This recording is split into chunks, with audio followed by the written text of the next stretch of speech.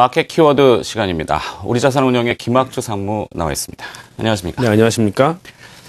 자, 오바마 대통령이 재선에 성공했습니다. 그렇지만 이 뉴욕 증시는 다분히 정색을 하면서 좀 신경질적인 반응을 보이고 있어요. 그 이유가 뭐라고 보십니까? 뭐 재정 절벽을 앞두고 서민들을 돕기 위해서 이제 오바마는 그동안 부자들한테 돈을 뺏어서 너희들한테 주겠다는 거였었고, 롬니는 이제 중국을 포함한 다른 나라한테 보호무역을 통해서 뺏어주겠다, 뭐 이런 거였었는데, 처음에 미국인들이 그 롬니의 생각에 많이 동조를 했었죠. 그러다가 이 중국도 이제 완전히 번아웃 되지 않았습니까? 그러니까 좀 개발이 어렵다. 그래서 오바마가 조금 더 설득력이 있는 거 아닌가. 그래서 당선이 된 것 같습니다. 근데 오바마는 지금부터 이제 부자들, 그러니까 기득권하고 싸워야 되는 거죠. 굉장히 힘겨운 싸움 아니겠습니까? 자기를 처음에 대통령 만들어준 사람들도 이 사람들인데 그들하고 싸우는 거죠. 근데 사실 이 과정에서 좀 혼란이 많이 야기될 가능성도 있고, 특히 기업들 같은 경우도 이제 기득권에 포함되지 않겠습니까? 물론 법인세 같은 경우에는 이제 35%에서 28%는 낮춰준다고 하지만, 사실 미국 기업들이 그동안 여러 가지 세금 감면을 통해서 많이 탈세를 했었거든요. 과연 앞으로 계속할 수 있을까 하는 거죠. 그리고 이제 해외의 어떤 그런 고용도 국내 고용으로 바꾸라고 많이 압박을 할 거거든요. 그래서 그동안은 사실 이 낮은 인건비를 통해서 기업들을 막 살찌우는 그런 국면이었거든요. 그러니까 시스템이 일단은 좀 안정이 돼야 되니까 기업들을 많이 도와준 거죠. 그렇지만 이제부터는 기업들이 정부가 서민들한테 주지 못하는 돈들, 재정 때문에 그런 돈들을 대신 줘야 된다, 이렇게 보는 거죠. 그렇다면 경기는 좀 좋아질 수는 있겠지만, 사실 인건비가 유발하는 그 인플레이션이 굉장히 크거든요. 그것 때문에 결국 경기는 조금 살아난다 하더라도 이 유동성에 제한이 되면서 주가가 생각만큼 못 오를 수 있다, 이런 우려가 있는 것입니다. 그렇군요. 자, 표면에 나타나는 현상과 그 이면을 들여다보면은 그런 내용들이 있다, 이렇게 보고 있습니다. 자, 미국의 대선 종료와 함께 주가가 좀 거칠은 조정을 보여주고 있는데, 문제는 추세적인 하락을 할 것이냐, 이 부분 아니겠습니까? 어떻게 보십니까? 그래서 당분간은 오히려 조금 반등할 가능성도 있다고 생각합니다. 그러니까 이제 조금 있으면 미국이 그 정부 부채의 한도, 16.7조 달러에서 얼마큼 올릴지 그거를 결정을 할 거 아니겠습니까? 지금은 대부분 다 못 올릴 것이다. 그래서 재정 절벽의 문제에 봉착할 것이다라고 이제 걱정을 하고 있는 건데요. 근데 조금만 양보를 한다거나 타협이 있어도 굉장히 주가는 한번 튈 가능성이 있어요. 그러니까 지금 그 재정 절벽에 대한 그 걱정이 너무나 크기 때문에 약간 완화의 기미만 좀 보여도 주가는 좀 올라갈 수가 있다는 거죠. 특히 이것과 함께 지금 중국의 그 지도부가 교체되고 있지 않습니까? 왕치산이라는 사람이 좀 등장할 것 같아요. 그 사람은 이제 옛날에 그 야오이린의 딸과 결혼하면서 출세가도를 달렸던 사람인데 4년 전에 중국의 부동산 개발을 주도했던 사람입니다. 미국과 친한 사람이에요. 네. 그래서 이 사람이 이제 그 미국의 가이스너하고 어떻게 좀 합작을 해서 다시 개발 프로젝트를 진행하는 게 아닌가, 이런 기대를 만들 수도 있는 거죠. 그래서 이렇게 뭐 주가가 좀 반짝 상승을 하면은 일단 저는 좀 차익 실현을 해야 된다고 생각하고 있습니다. 그러니까 미국 대선 이후로 밀어놓은 그런 문제들 같은 것들이 드러날 가능성이 있다는 거죠. 예를 들면 그리스나 스페인의 어떤 긴축한 표결이라든가, 그리고 이제 브릭스 국가들이 지금 거칠게 미국에 대항을 하고 이 달러의 권위에 도전하고 있는데, 미국이 그걸 어떻게 견제할 것인가, 그리고 미국이 발표하는 어떤 실업에 얼마나 조작된 넘버들이 들어가 있는가, 뭐 이런 것도 확인한 다음에 그 다음에 주식을 사도 그렇게 늦지는 않을 것 같습니다. 네. 자, 이번 주에 국내 증시를 또 뜨겁게 달궜던 이슈가 바로 이 완성차 업체들의 주가 동향이었습니다. 현대차 그룹의 연비 조작 사건이 불거지면서 주가에는 충격을 주고 있는데요. 본질적으로 무엇이 문제라고 보십니까? 글쎄요, 그 연비라는 게 자동차사가 내는 건 아니잖아요. 그 공인기관, 그러니까 미국 같은 경우에는 EPA가 내주는 거거든요. 현대차한테 무슨 잘못이 있는가 이렇게 물어볼지 모르겠지만, 이 공인기관이 테스트할 때 그 조건들이 있어요. 그 테스트 모드가 있는데, 가장 거기에 적합한 차를 만들면 사실 제한된 비용으로 가장 좋은 연비를 얻어낼 수 있다는 거죠. 이것도 능력 아니겠습니까?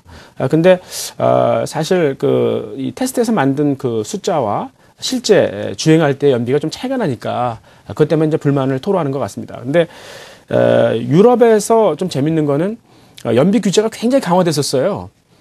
근데 공기가 깨끗해지지 않아요. 이상하다는 거죠. 이건 결국은 자동차사들이 다 이런 조작을 한다는 거죠. 근데 현대차가 그거를 가장 잘하고 조금 심하게 하는 거 아니냐, 뭐 이런 것 때문에 대표로 처벌을 받는 것 같습니다. 아무튼 이런 것 때문에 나타난 보상금은 기업 가치 한 2% 정도를 훼손하는 거니까 그게 큰 건 아니겠죠.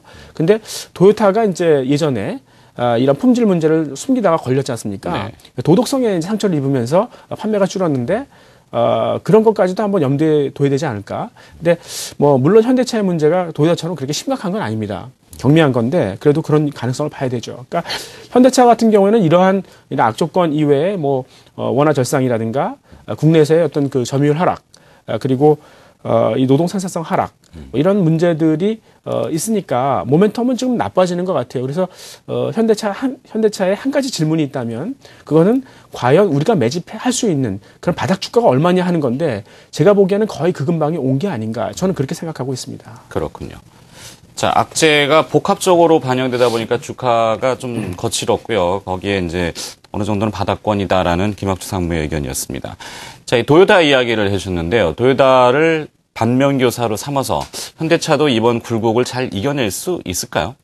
그러니까 도요타가 좀 아까 말씀드린 그런 품질 문제를 겪은 다음에 판매량이 떨어졌어요. 근데 수익성은 그대로예요. 그러니까 참 놀라운 업체죠. 그러니까 그 배경을 보면 그만큼 저력이 있다는 건데 첫 번째 이유로는 굉장히 원가 절감 능력이 뛰어나죠. 그러니까 사실 도요타는 기술이 있는 업체가 아닙니다. 기술은 혼다가 있죠. 그러니까 혼다가 이 R&D를 막 하고 이제 새로운 신기술을 내놓으면은 도요타는 그걸 가만히 봐요. 그러다가 성공적인 것만 따라하죠. 근데 나중엔 더 잘하죠. 그러면서 그 사업을 뺏어버리죠. 그러니까 상당히 그 이해력이 뛰어난 그런 업체이다 이렇게 볼 수가 있겠습니다. 그래서 어떤 새로운 사업을 하든 간에 굉장히 이 초기 비용이 적다 이렇게 좀 얘기할 수 있겠고요. 두 번째는 이제 동남아에서 굉장히 좋은 캐시카우를 갖고 있는 거죠. 그러니까 지난 분기에도 이 태국에서 판매량이 74%, 그 다음에 이 인도네시아에서도 31%가 늘었거든요.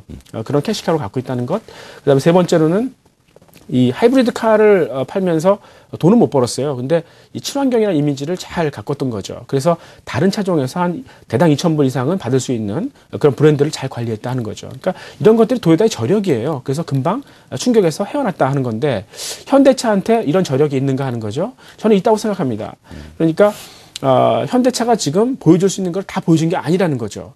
그래서 지금 뭐 이 R&D라든가 마케팅, 생산, 금융 이런 쪽에서 이 좋아지는 속도가 다른 경쟁업체보다 훨씬 더 빠르다는 거죠. 그래서 그런 걸 감안해 봤을 때 주가가 여기서 부러지지는 않을 것이다. 그렇다면 투자 전략은 저점 매집이 맞다 이렇게 볼 수 있겠습니다. 그렇군요. 자, 현대차를 포함한 뭐 우리 국민의 저력을 다시 믿어본다 이런 포괄적인 개념도 되겠군요. 자, 이 과거에는 경기를 진단하는 데 있어서 체감적으로는 공장의 굴뚝의 연기가 얼마나 많이 나느냐 이런 걸 많이 봤었습니다. 요즘 들어서는 이 공장 굴뚝의 연기가 식어간다는 표현을 하는데요. 바로 그 산업재 섹터들이 상당히 좀 어렵지 않습니까? 네. 그 가운데 좀 주목할 만한 부분은 어떤 것이 있을까요? 글쎄, 전반적으로 한국의 산업재가 많이 그 도전을 받고 사실 경쟁력을 많이 잃어버릴 것이면 분명합니다. 별로 좋지는 않게 생각하는데 그 와중에 그러니까 이렇게 좀 경기 침체기로 들어가면 소재 가격이 전반적으로 떨어지지 않겠습니까? 근데 그 와중에 이 수요가 안정적이라면 원가 절감의 수혜를 받지 않겠습니까? 좀 예를 들어 드리면 이제 전선업체가 그런 게 아닌가 생각합니다. 그러니까 이 전기 부족은 이제 세계 공통적인 그런 상황인데 이를 해소하려면 발전소 세워야죠. 근데 그것도 녹록하지 않습니다, 요즘에. 그러니까 이 국가 간에 전기의 어떤 과부 쪽을 해소하는 거죠. 서로 간에 에너지를 뭐 매매하든지 교환하든지 뭐 그렇게 하는 거죠. 그렇게 되면 이제 이 송전선이 길어질 거 아니겠어요. 그러니까 전력선의 수요가 늘어난다. 이렇게 볼 수가 있겠고요. 또 하나는 이제 이 정유 공장이나 화학 공장 같은 걸 중동에서 많이 짓고 있잖아요. 근데 이 환경 문제 때문에 민원이 되게 심한가 봐요. 그래서 격오지에 지어야 되거든요. 특히 섬에 많이 짓습니다. 그렇다면 이제 그 해저 케이블 같은 수요가 많이 늘어나지 않습니까? 그런 쪽에서 이제 수요가 되게 안정된다라고 보는 거죠. 그동안은 사실 이 업황이 되게 안 좋았었어요. 전선업 쪽이. 그 이유는 이제 중동의 정세 불안으로 전력선 설치 프로젝트가 좀 주춤했었거든요. 그 와중에 이 넥상스라든가 프레즈미안 이런 유럽 업체들이 유로 약세를 틈타서 가지고 저가 공세를 펼쳤었거든요. 근데 이제 이분들도 수주 잔고가 거의 3년치를 넘어섰기 때문에 이제는 그렇게 심하게 안 하거든요. 그래서 이제는 조금 턴어라운드 스토리로 볼 수 있지 않을까 이렇게 볼 수 있겠습니다. 네. 자, 이번엔 조금 더 시야를 좁혀서 애플 쪽으로 한번 분위기 화제를 돌려보죠. 애플 주가가 지난 9월 21일 날 주당 705달러에서 어제 종가는 537달러입니다. 한 달 동안 엄청나게 주가가 떨어졌는데요. 이 산업이 어떻게 변하고 있는 것인지, 반면에 이 애플에 비유되는 또 삼성은 선전을 좀 하고 있습니다. 이런 그 디커플링 현상은 계속 이어질 거라고 보시는지요? 예, 일단은 당분간은 그렇게 될 거로 보고 있습니다. 그러니까 애플이 이제 아이패드 미니를 출시를 했잖아요. 그거는 이 태블릿 PC조차도 대중화로 들어갔다는 걸 애플이 스스로 인정하는 꼴입니다. 스티브 잡스는 죽기 전에 아이패드 미니를 하지 말라 그랬었죠. 우리는 고부가에서 잘 지키고 있는데 왜 그 보편화를 시켜서 우리의 재산을 깎아먹는가? 뭐 이렇게 얘기를 했던 거죠. 근데 이제는 애플조차도 그 대세를 따르지 않을 수 없게 된 거죠. 그래서 삼성전자는 사실 그동안 스마트폰은 잘 했었는데 그 태블릿 PC는 잘 못했었죠. 그 이유는 스마트폰 같은 경우는 애플이 AT&T만 줬었잖아요. 그러니까 버라이즌이나 다른 그 통신사들 같은 경우는 이 안드로이드 진영, 그러니까 삼성을 팔 수밖에 없었다는 거죠. 그러니까 그만큼 기회가 있었는데 이 태블릿은 사실 통신사, 그러니까 캐리어가 필요 없어요. 그러니까 삼성사가 그런 기회를 잡을 수가 없었습니다. 근데 이 태블릿 PC 같은 거는 이 얼리 어댑터만 지금 썼지 않습니까? 네. 그래서 그렇게 그 사람들은 그 애플의 그 아이패드만 고집을 했던 거죠. 근데 이제는 대중화가 되다 보니까 넘쳐 흐르는 거죠. 그러니까 스피드오버가 되는 거죠. 그렇다면 삼성전자 쪽으로도 이제 수요가 막 넘어오는 거 아니겠습니까? 그래서 이제 기회를 막 갖는 거죠. 그래서 최근에 삼성전자는 이제 TV 쪽 생산 라인을 태블릿 PC로 전환하고 있다. 뭐 이런 얘기가 들리거든요. 근데 TV는 터치 패널이 없잖아요. 네. 근데 태블릿은 있거든요. 그러니까 이 터치 패널 같은 경우에는 새로운 수요가 막 생기는 거죠. 그래서 그런 업체를 계속 봐야 된다고 보고 있고요. 특히 이제 이 태블릿 PC가 본격적으로 노트북 PC를 대체하고 있어요. 그러니까 훨씬 더 규모가 작아지는 거 아닙니까? 그러니까 회로 기판 같은 경우도 이제는 좀 구부러지는 그 연성 회로 기판이 많이 필요하거든요. 그래서 그 연성 회로 기판의 제조업체들도 계속해서 수혜를 이어갈 것이다. 이렇게 볼 수 있겠습니다. 네. 자, 역시 들으면 흥미로운 이야기들이 많았습니다. 네, 마켓 키워드였고요. 우리자산운용의 김학주 상무가 수고해 주셨습니다. 고맙습니다.